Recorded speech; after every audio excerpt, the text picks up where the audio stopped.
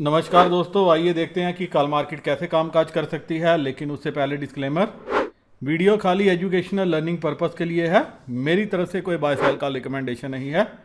कुछ भी खरीदने बेचने से पहले आप अपने फाइनेंशियल एडवाइज़र की मदद ले लीजिएगा, क्योंकि आपको होने वाले प्रॉफिट या लॉस के लिए मैं या मेरा चैनल किसी भी तरह से जिम्मेवार नहीं है। दोस्तों, clear cut retailer bullish view लेके गया है, एफआईआई मिक्स व्यू लेके गया है, मिक्स टू स्लाइड बीरिश कह सकते हैं, और प्रॉस भी बीरिश व्यू लेके गया, और डीआईआई इसका भी व्यू बीरिश है। हालांकि मैं इनके व्यू को ज़्यादा इंपॉर्टेंस नहीं देता।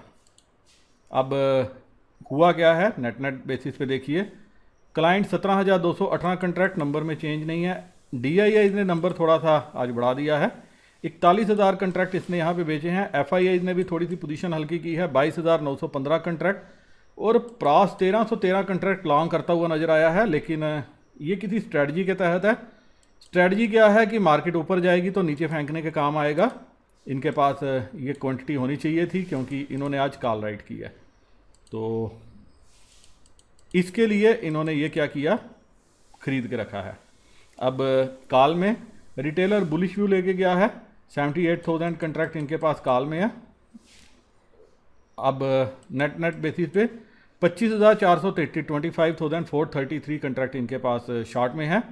डीआईआई नंबर में चेंज नहीं है। एफआईआई 1,17,000 कंट्रैक्ट इनके पास अभी भी हैं।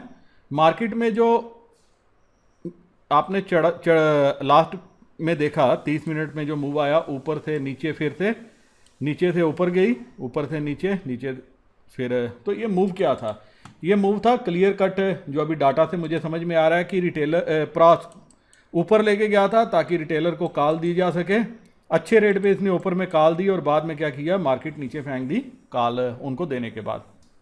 अब इनके पास 92,000 कंट्रैक्ट जो है वो शॉर्ट पे हैं। लेकिन रिटेलर की अच्छी बात यह है कि एफआईआई के पास भी अभी अच्छे लॉन्ग हैं, और जो प्रास ने और रिटेलर ने बेचे हुए हैं। तो अभी मार्केट का व्यू जो है अब बुलिश बोल के चल सकते हो। वहीं रिटेलर 1,41,000 कंट्रैक्ट राइट किए हैं, यहाँ पे बुलिश व्यू लेके गया है। डीआईआई नंबर में चेंज है, 32,538 कंट्रैक्ट इनके पास हैं। एफआईआई 1,67,511 कंट्रैक्ट इनके पास हैं। थोड़ा सा नंबर इन्होंने बढ़ाया है। प्रास 58,364 कंट्रैक्ट इनके पास हैं जो ये राइट करके गए हैं। और यहाँ पे भी ये जो पुट राइट की है ये इन दो प्लेयर्स के पास है। और स्टॉक फ्यूचर में 8,51,796 कंट्रैक्ट रिटेलर के पास हैं। एफआईआई 1 लाख तक पहुंच गया है, और प्रास 93,691 कंट्रैक्ट इनके पास हैं। और लगातार आपने देखा 2.5 लाख से 1 लाख कंट्रैक्ट। अब आने वाले दिनों में क्या पोजीशन बनेगी, क्या होगा, ये हम जरूर अपने एनालिसिस में देखते रहेंगे। वैसे अभी जो डाटा को देख के समझ में आ रहा है तो लग ये रहा है कि ये एक्सपायरी शायद ऊपर रख के खुलते ही जो नेक्स्ट एक्सपायरी है वो नीचे करवाई जाएगी, और फ्राइडे की एक्सपायरी पुट से प्ले की जाएगी, ऐसा मुझे समझ में आ रहा है। लेकिन डेली बेसिस पे हमारा व्यू रहता है, तो हम कल परसों का भी देखेंगे व्यू, उसके बाद ही कुछ व्यू बनाने की कोशिश करेंगे। अब चलते हैं दोस्तों बाकी पैरामीटर्स पे और देखने की कोशिश करते हैं कि कल मार्केट कैसे कामकाज कर सकती है। अब दोस्तों आप देख सकते हो यूएस मार्केट अच्छे हरे रंग में कामकाज करी है, वहीं यूरोपियन मार्केट्स का भी हाल है, और हमारी एसजीएक्स निफ्टी भी अभी ऊपर ही कामकाज कर रही है। अब आज कैश मार्केट में क्या हुआ वो एक बार देख लेते हैं। एफआईआई ने कैश में हल्की सी बाइंग की है 585 करोड़ की, और डीआईआई ने 707 करोड़ की सेलिंग की है। शायद ये कैश की बाइंग ये दर्शाती है कि अभी एफआईआई मार्केट को थोड़ा ऊपर रखना चाहता है, ताकि जो मंथली पोजीशंस हैं उसमें वो प्रॉफिट जो है वो ले सके, मार्केट को नीचे नहीं जाने दे। अब निफ्टी फ्यूचर 15,200 15,200 के लेवल पे जो है वो क्लोजिंग हुई है, तो मैं सीधा 15,200 के लेवल पे चलता हूँ, देखता हूँ कि यहाँ क्या कामकाज हुआ है। 15,200 पे 11,000 कंट्रैक्ट पुट के जुड़े हैं, और 15,200 की कॉल में तकरीबन 40,000 कंट्रैक्ट हैं, तो रेजिस्टेंस 15,200 पे ही है, और मार्केट ने इसी के आगे पीछे कई क्लोजिंग दिया। और 15,300 पे तकरीबन 48,851 कंट्रैक्ट हैं कॉल में, जहाँ पे 18,000 कंट्रैक्ट जुड़े हैं। तो ये कॉल आप रिज्यूम करके मान के चल सकते हैं कि रिटेलर लेके गया है जो कॉल बाइंग की है। इवन 15,200 पे भी 2,000 कंट्रैक्ट है, बट ये क्वांटिटी इतनी नहीं है। डरना इससे चाहिए 15,300 से, तो शायद 15,300 कल के लिए सपोर्ट का काम करे, और 15,200 यहाँ पे 11,000 कंट्रैक्ट हैं, और 15,100 पे 36,000 कंट्रैक्ट हैं। तो 15,100 में अभी सपोर्ट अच्छा मान के चल सकता हूँ, और रेजिस्टेंस 15,300 मान के चल सकता हूँ। लेकिन तकरीबन 320 के ऊपर अगर निकलती है निफ्टी 15,320 के ऊपर, तो आप ऑल टाइम हाई एक्सपेक्ट करके चल सकते हो। बट मुझे लग रहा है कि यहाँ पे अभी फ़िलहाल रेजिस्टेंस जो है मार्केट को फेस करना चाहिए। लेकिन अगर गैप अप मिलता है, इस लेवल के बाद ऊपर निकलने की कोशिश करती है, तो आप देखोगे कि यहाँ पे पुट पे एक बार एडिशन शुरू हो जाएगा, और ये एडिशन इतना होगा कि जो मार्केट को इजीली ऊपर के लेवल कटने पे जो है वो तैयार कर देगा, जो अभी तक जो है पिछले पैटर्न्स मैंने देखे हैं। लेकिन इसके लिए तकरीबन 80 से 100 पॉइंट का गैप अप चाहिए मार्केट को। अगर फ्लैट ओपन होती है तो कहीं ना कहीं जो आज की रेंज है, रेंज बाउंड रही थी, फिर एक और प्रीमियम मीटिंग सेशन आप देखोगे, लेकिन अल्टीमेटली जो रेंज है वो 15,100 से 15,300 की रहनी चाहिए। अगर गैप डाउन होती है तो गैप डाउन के केस में हम एक बार के लिए क्या कर सकते हैं, डाटा पे नज़र रख सकते हैं और कॉल ट्राई कर सकते हैं, जो इन द मनी कॉल होगी 15,100 की, ये वाली कॉल। वैसे आपने देखा है कि निफ्टी 22 पॉइंट ऊपर थी, लेकिन खाली प्रीमियम मीटिंग सेशन था, फ्यूचर को आज फिर से नीचे कर दिया गया, और कॉल और पुट दोनों का प्रीमियम जो है वो ख़त्म किया गया। तो उम्मीद है कि कल आपको जो है ये देखने को नहीं मिलेगा, और कोई एक तरफ में आपको हरा रंग भी देखने को मिलेगा, चाहे वो कॉल साइड हो चाहे पुट साइड हो। बट मुझे जहाँ तक लग रहा है कि फ़िलहाल अभी हम जो है हरियाली के लिए तैयारी करें।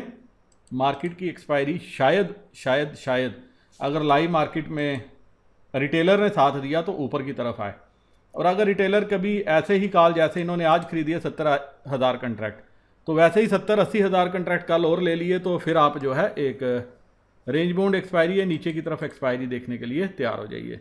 तो रेंज क्या रहेगी 15,100 से 15,300, 350 जो कल की रह सकती है।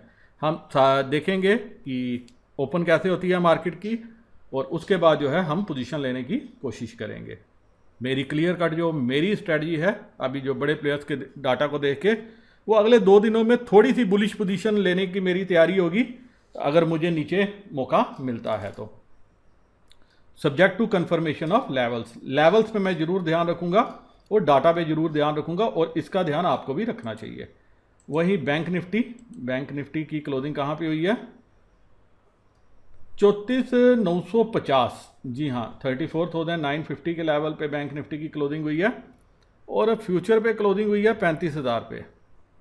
तो मैं अब देखिए एक दिक्कत बड़ी आती है, या एनएसई की साइट में दुनिया भर की प्रॉब्लम है अभी।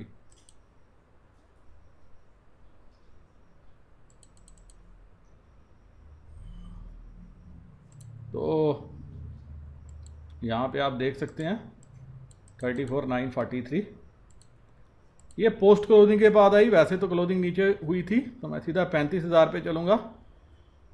यहाँ पे भी सेम सिचुएशन है, 15,000 पुट जो है वो 35,000 के लेवल पे है, और यहाँ पे कॉल 35,000 पे 43,000 कंट्रैक्ट है। यहाँ पे भी दोस्तों रेजिस्टेंस जो है वो 35 के लेवल पे ही है, और सपोर्ट जो है वो 34,500 के लेवल पे है। इनफैक्ट जो 35,000 पे आपको रेजिस्टेंस नज़र आ रहा है, ये ज़्यादा सॉलिड लगना चाहिए आपको एज़ कम्पेयर टू 34,500, क्योंकि यहाँ पे कॉल ज़्यादा है। लेकिन यहाँ पे भी 201 पॉइंट का अगर गैप अप मिल जाता है, तो आप देखोगे कि यहाँ पे अगर अनवाइंडिंग हो गई और यहाँ पे फर्दर एडिशन हो गई, तो दिन के लिए आपको ये सपोर्ट का काम करता हुआ नज़र आएगी, और उस केस में मार्केट ऊपर जाने की कोशिश करेगी। वैसे भी आपने देखा यहाँ पे थोड़ी सी अनवाइंडिंग हुई है, और नीचे के लेवल पे अच्छी खासी अनवाइंडिंग हुई हर लेवल पे। लेकिन 35,000 में इंटरेस्टिंग जो चीज़ है वो ये है, इस लेवल पे तो अनवाइंडिंग हुई है, एडिशन कहाँ हुई है 35,200, 35,300। तो यही चीज़ मैंने आपको बोली कि मार्केट ऊपर लाई गई सिर्फ यहाँ पे डिस्ट्रीब्यूशन के लिए, डिस्ट्रीब्यूशन के पर्पज़ है, और FIA अभी कॉल होल्ड कर रहा है, इंटरेस्टिंग वो भी है। तो अगर यहाँ पे हमें 201 पॉइंट का गैप अप मिलता है और वो सस्टेन करता है पहले 5 मिनट, तो आप मार्केट कहीं ना कहीं 35,500 और फिर 36,000 की तरफ जाते हुए देखोगे। क्योंकि ये जो राइटर्स हैं, ये सारे, ये जो आज भी राइटिंग करके गए हैं, ये सारे आपको ट्रैप होते हुए नज़र आएंगे और मार्केट को जो है फिर चार्ट कवरिंग के सहारे जो है आप ऊपर जाते हुए देखोगे। लेकिन अगर फ्लैट ओपनिंग मिलती है या गैप डाउन ओपनिंग मिलती है 34,935,000 के लेवल पे या 34,800 के लेवल पे, तो जो आज का लो है आपको उस पर नज़र रखनी चाहिए 34,567, तो 34,550 के लगभग जो है ये आज का लो था 567, तो आपको इस लेवल पे नज़र रखनी चाहिए।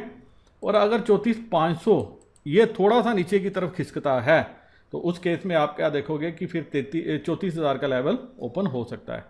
लेकिन मुझे अभी ये जल्दी लग रहा है ये कंक्लूड करना।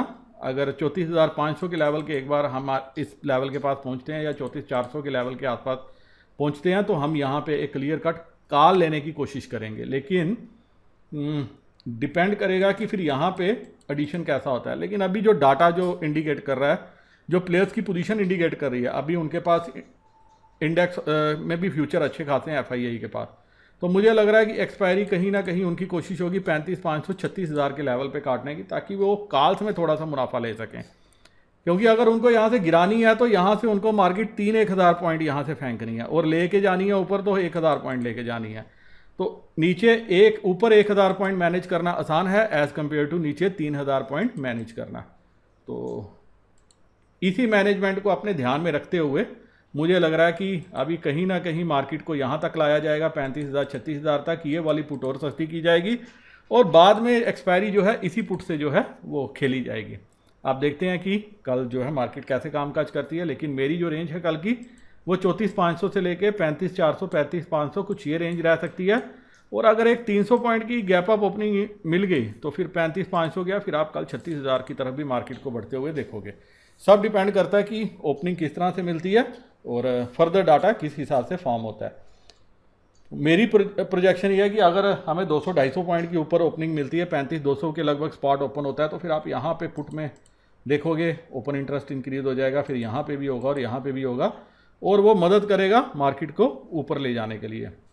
वैसे भी काल में अगर आप भी देखोगे अच्छा एडिशन है हर लेवल पे 35,000 35,500 और 36,000 के लेवल पे, और ये कॉल्स हमारे बड़े प्लेयर जो है होल्ड कर रहे हैं। आपको ये भी बात जो है दिमाग में रख के चलनी चाहिए। उम्मीद है दोस्तों इस एनालिसिस के बेसिस पे कल आपको ट्रेड लेने में कुछ सहायता मिले और आपको प्रॉफिट हो।